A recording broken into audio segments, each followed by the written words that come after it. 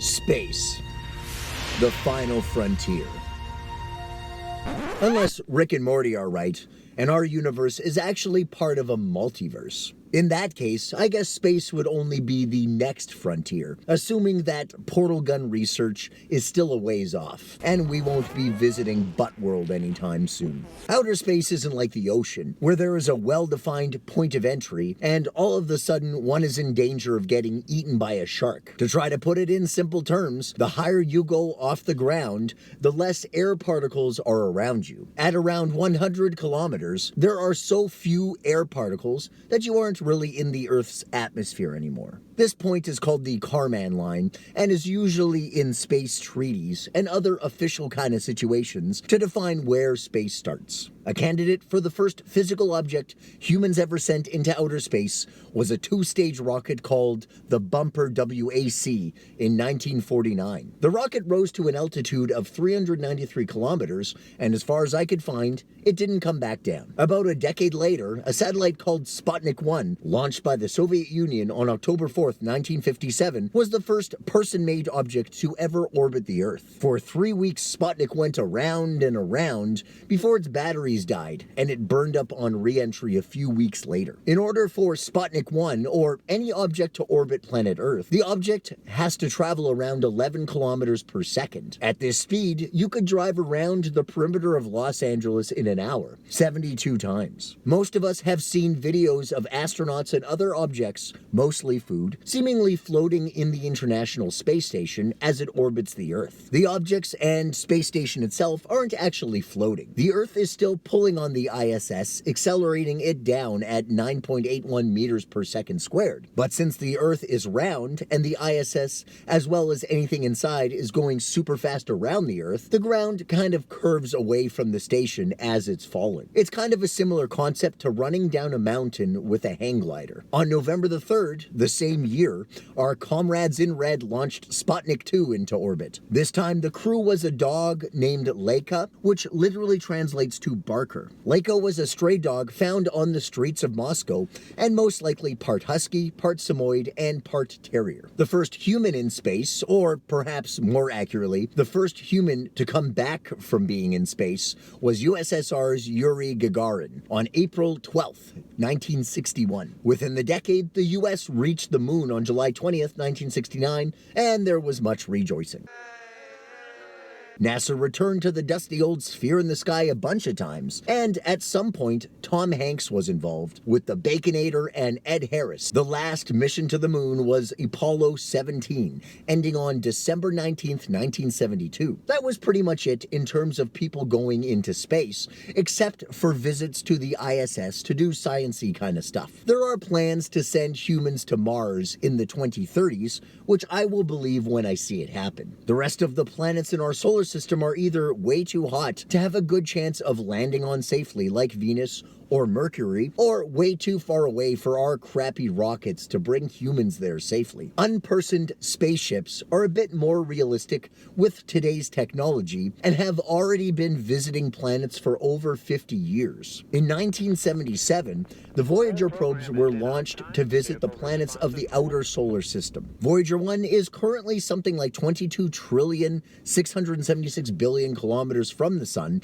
and had officially entered interstellar space in August 2012. Voyager 2 is a little bit behind Voyager 1 at only 18 trillion kilometers. Both probes snapped a whole whack of rad pics of the outer planets and sent back a ton of data over their 40-something year missions and counting. I kind of assumed that would be as far as humanity would go in terms of learning about other planets in my lifetime. The Voyager spaceships are traveling at 17 kilometers per second, or 111.27 laps around LA in an hour. The next closest star system is Alpha Centauri at around 41 trillion kilometers away. It would take something like 77,000 years for Voyager 1 to reach the next star over, and I don't plan on living that long. Telescopes are amazing instruments, but surely no one could ever make one powerful enough to see planets around other stars. Well, Not exactly. In 1992, Alexander Wolzan and Dale Frail were observing a pulsar. Rad name, by the way, Dale. Kinda sounds like a pro wrestler. Like a skinny high flyer that takes down big fat wrestlers. Tonight's main event is some huge wrestler versus Dale Frail. Anyways, pulsars are crazy cool celestial objects, and I could do a whole episode on just them. They are among the densest type of objects in the night sky, second only to black holes. Stars, like everything else, get old and eventually exhaust their supply of hydrogen. When a giant star reaches this point of its life, it sometimes explodes in a supernova, leaving a supermassive core behind. Kinda like if a building exploded and a bunch of the rubble got crammed into the basement so super duper tight that the protons and electrons got smushed together, becoming neutrons. The gravitational field is huge, 200 billion times stronger than that of the Earth. If I stood on a neutron star, I would weigh 22,400 billion pounds. Similar to when a figure skater brings their arms in to spin faster, some neutron stars spin and emit beams of electromagnetic radiation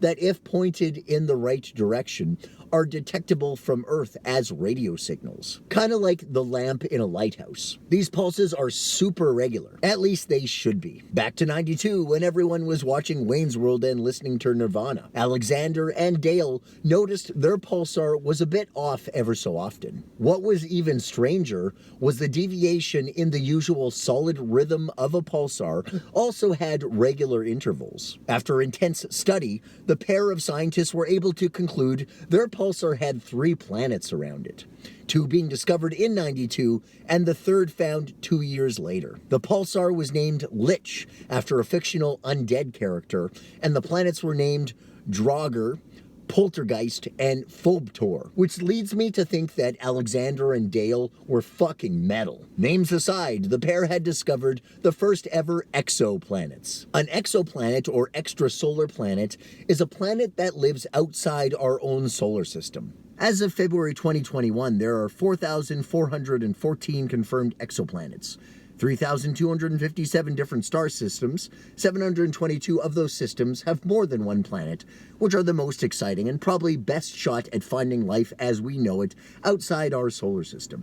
Being a planet hunter is a wing of science that's still pretty new and exciting, but definitely still in its infancy for tools to find planets. The most successful methods for planet hunting currently are the transit and Doppler methods. Both methods employ a telescope, such as the Kepler Space Telescope, launched in 2009, to stare at the same group of stars for a very long time. The instruments on board are super duper sensitive to light, so if an object such as a planet passes between Kepler and one of the stars it's observing, it can measure the dip in brightness of the star. It's not as easy as it sounds, and to try to put it in perspective, it would be similar to trying to see a mosquito pass in front of a giant spotlight in New York City when looking through a telescope in LA. If these dips in the star's light happen at regular intervals, one can conclude you probably have a planet on your hands. This is the transit method. A tiny bit of the star's light also passes through the atmosphere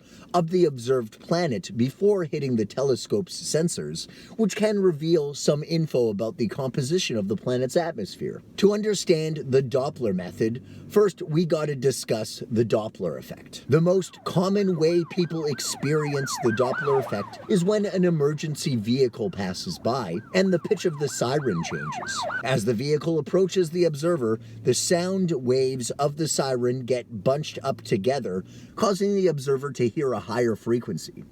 As the vehicle passes the observer and speeds away, the waves get stretched, so the observer experiences the siren at a lower frequency. The same is true for starlight. If the star is moving towards the observer, the frequency of the light gets smushed together, and the light appears blue to the observer. If the starlight is moving away, the frequency of the light gets stretched, and the light appears red. Hold that little nugget in your brain for a sec, and let's talk about orbits. As objects orbit each other, they orbit around the center of mass of both objects. If the two objects were the same mass, they would spin around each other at equal distance. However, since a star is so much bigger than a planet, it's pretty much stationary, and the much smaller planet go around its parent star. There is a very, very small wobble inflicted on the star by the planet, and with a sensitive enough telescope, you can observe the slight red and blue shift as the sun wobbles back and forth. Combine these two methods, and you can find out a whole bunch of fun info about your newly discovered exoplanet, like mass, distance it orbits the star, composition of the planet, if it's a giant ball of gas, or has a rocky surface similar to the Earth. Exoplanets seem to come in all sorts of sizes, styles, and colors. Kind of the used car dealership of the cosmos, with stories to tell in every model. Finding giant balls of gas zooming super close to their parent stars, and super Earths some 40 times as massive as our ball of dirt, is fun and interesting, but the grand prize, of course, would be finding a planet that can support life as we know it. On July 23rd, NASA announced the discovery of a near-Earth-sized planet orbiting in the habitable zone of a G2-type star. The habitable zone around a star is the point where liquid water can exist on the planet's surface and is sometimes called the Goldilocks zone. Not too hot and not too cold. The planet was named Kepler 452b, which wouldn't have been my first choice of names, by the way. The host star of Kepler 452b has about the same mass as our sun, which is a great start when trying to find life outside our solar system. Start with what we know. September 2018, NASA discovered a planet about 145 light years from Earth, orbiting the habitable zone of an orange dwarf star. The planet was named Wolf 503b, which is a slightly better name than Kepler 452b, I think at least. January 2020, scientists discovered TOI 700d, worst name yet. It's an Earth-sized planet in the habitable zone of a red dwarf star. TOI refers to TESS, the satellite that discovered it, and OI being object of interest. Although the host star of this system is way different than ours,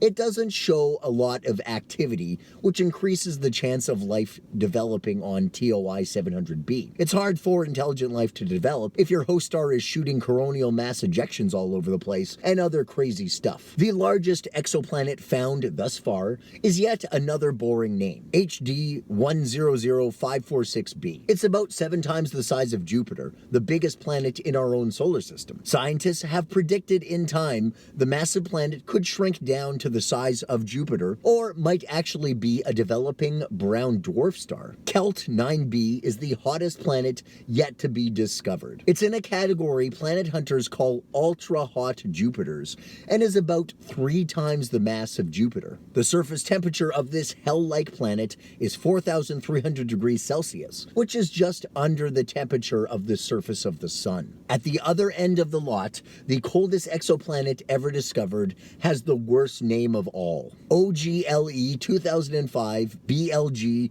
390LB. Gross. This frozen shithole is about 5.5 times the Earth's mass, and chills at a whopping minus 223 degrees Celsius, colder than Winnipeg even. I've always loved space. It's fun to peer out into the cosmos and think that someone on another world is peering back at us. The amazing things we could learn from each other if we ever found another intelligent life form. I mean, if we don't blow each other up first, I guess. I think exoplanet research is among the most interesting and underappreciated fields of science today. It's the chance to learn more about how our own solar system might have formed and where life elsewhere in the universe might reside. Maybe one day soon, we might find worlds that have evidence of past civilizations that didn't quite make the cut and blew themselves up from war, mismanagement of resources, or uncertain circumstances. Maybe we will be able to reconstruct scenarios of what they might have done wrong and learn from their mistakes. NASA's TESS satellite is still finding planets around some of the brightest stars closer to Earth than Kepler was able to. And PLATO, or Planetary Transit and Oscillations, is a satellite that will launch in 2026. PLATO is designed to focus on Earth-like planets that orbit in the habitable zone of their host stars, and will be our best shot yet discovering another Earth. I feel in the next decade,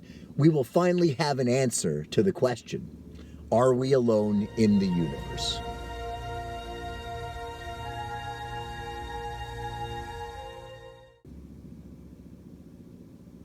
Cold, cold, cold, cold, cold.